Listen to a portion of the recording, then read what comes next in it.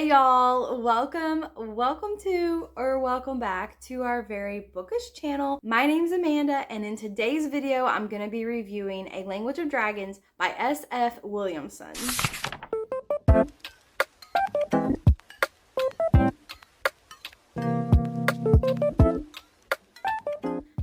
First, I want to say thank you to HarperCollins for sending me an ARC copy of A Language of Dragons. For those of you guys who don't know, ARC just means Advanced Reader Copy.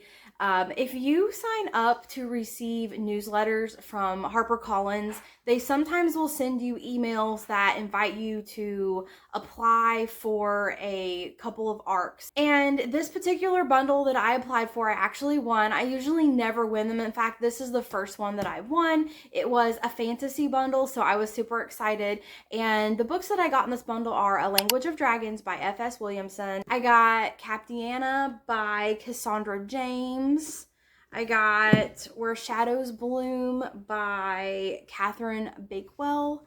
And The Rose Bargain by Sasha Payton Smith. So this was kind of what the bundle looked like. These three books, plus I got A Language of Dragons. I don't have my physical copy because I'm letting someone borrow it that really wanted to read that book as well. And I liked the book, so I let her borrow it because I think she's gonna like it too. This book is young adult, I believe, and I think it's gonna be a duology. I didn't know that going into reading the book, but after reading it a little while, it really gave me the feeling that Divine Rivals did. You are following young adults in the book, 17, 18-year-old kids, and I do feel like the story is very appropriate for young adults, so I do think young adult labeling is appropriate for this book. It is, I would say, a little bit of a romance, maybe a fantasy romance, romantasy if you want to call it, a young adult romantasy if you want to label it that. But the romance is relevant, but kind of later in the book, I would say. But this book just grabbed me from the beginning, and I didn't want to stop reading this book. In this book, you're following Viv, and Viv is a young girl, and she lives in a world where it is, I think, London in the 1920s. So it's London in the 1920s, so it's like back in time. It's like historical fiction, but it's fantasy where you have dragons. And at this point in time in London, there is a peace agreement between humans and dragons. And part of this peace agreement is they won't kill each other. And there is one ruler, and she rules over three classes of people. So people are divided into first class, second class, and third class. And as you can imagine, the first class people get the best of everything. They're the rich people, they're the privileged. And then you have second class, which is sort of like, I guess, America's middle class. Like, you have just your average kind of regular people. They're not necessarily really poor down in the third class, but they're also not really rich like in the first class.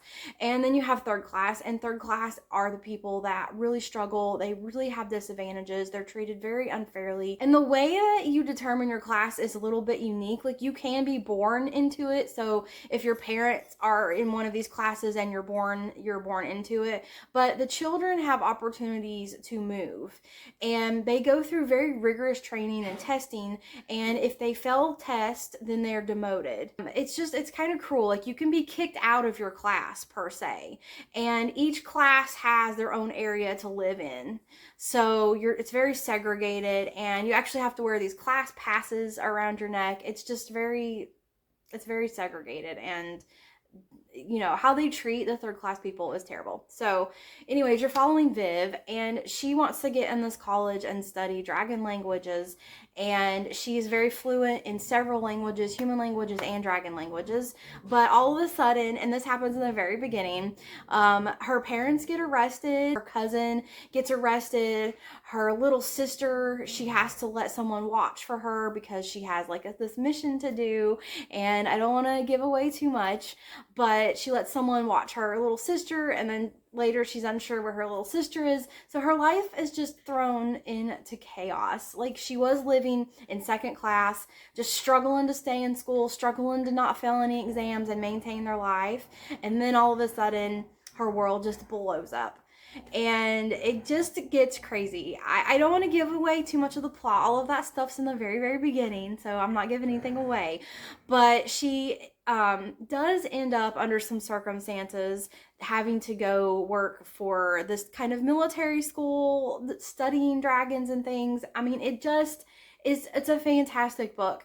And I can't tell you how the dragons communicate and the things that she studies because I don't want to spoil that, but it's unique take. It's a very unique take on dragons. I haven't read any kind of dragons or any books with dragons where they kind of communicate in this way, and I found it very interesting, and I just couldn't stop reading the book. I wanted to keep reading and reading and reading. It was just very addictive. This world, I wanted more. And like I had said earlier, it reminded me a whole lot of Divine Rivals, because you've got some like 17, 18-year-olds. They're in a kind of war type setting situation. You have dragons for magic and everything. And there is a little love interest, and they have a unique kind of way of sort of communicating. And I don't know, it just was very reminiscent of Divine Rivals. The stories are very different, but it was very, very reminiscent of that, and I enjoyed it a lot. Y'all know that I like Divine Rivals. I thought that was a great book. I know Jen really liked Divine Rivals too. We did a whole vlog on it if you want to check it out. But I think if you like young adult romantasy, if you like books with dragons, if you like the Divine Rivals, I really think you're gonna enjoy A Language of Dragons coming out, and I recommend you put it on your radar and pick it up in January when it gets released.